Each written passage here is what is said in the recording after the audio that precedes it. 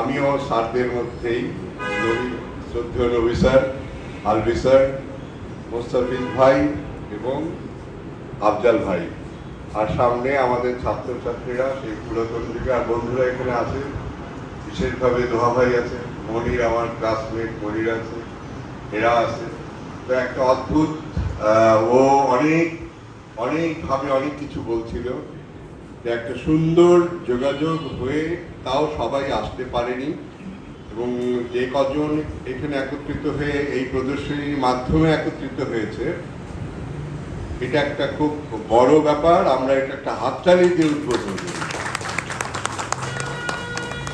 কেননা আমার নিজের অভিজ্ঞতা হচ্ছে যে আমি আমার কথা বলি, আমাদের ক্লাসমেটরা একত্রিত হতে পারি না।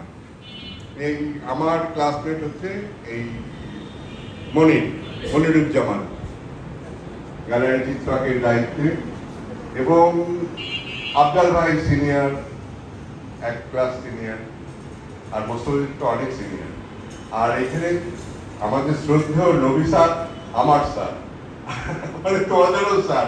স্যার কি অবস্থায়, এবং স্যার যে এখনো এটা পাচ্ছে এইখানে উপস্থিত হতে পেরে, মানে এটা বিশাল ব্যাপার। আর বয়স তো যাচ্ছে, তোমরা প্রত্যেকে স্যারের জন্য প্রার্থনা করবা, স্যার 105 যাতে করে, এটাই দেখতে চাই। না আসলেই, কেননা স্যার আমাদের সাংঘাতিক একটা প্রেরণা। যেখানে আর আমি ভালো লাগছে তোমাদের সবাইকে অনেকদিন পরে দেখলাম। আর সবচেয়ে মজা লাগে যাদের একদম মানে কি বলবো 98 আর 99 না, সেই সময় তো কেবল আসছে। তোমরা ইন্টারমিডিয়েট করে ভর্তি ছিল,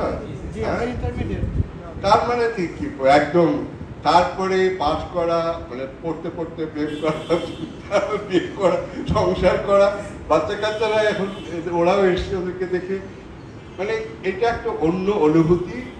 তবে আমি যেটা ও বললো, কিন্তু বললো যে এই মুহূর্তটা এত আনন্দের, এবং এই আনন্দের মুহূর্তে যাতে সবাই থাকে। একটু হ্যাঁ, শারীরিক অসুস্থতা এটা খুবই স্বাভাবিক, হিউম্যান বিংটা হবেই, কিন্তু যখন সে সুস্থ থাকবে সেটা যাতে একদম মানে পুরোপুরি ভাবে সেটা এনজয় করে। যেটা আমি সবখানে বলি, আমরা ছোটবেলায় পড়েছিলাম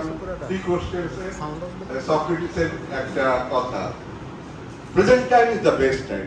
এই যে প্রেজেন্ট টাইমটা এখন ইজ দ্য বেস্ট টাইম। তো যার জন্য সবাইকে আমাদের, তোমরা ভালো থাকো, বাচ্চা কাচ্চা নিয়ে ভালো থাকো, সংসার ঠিক মতো করো, দায়িত্ব পালন করো, কোনো রিস্ক নিবা না, কেননা সন্তানদের ব্যাপারে চিন্তা করতে হবে। আর কি, আর তোমাদের ভালো লাগছে, সবাইকে ধন্যবাদ।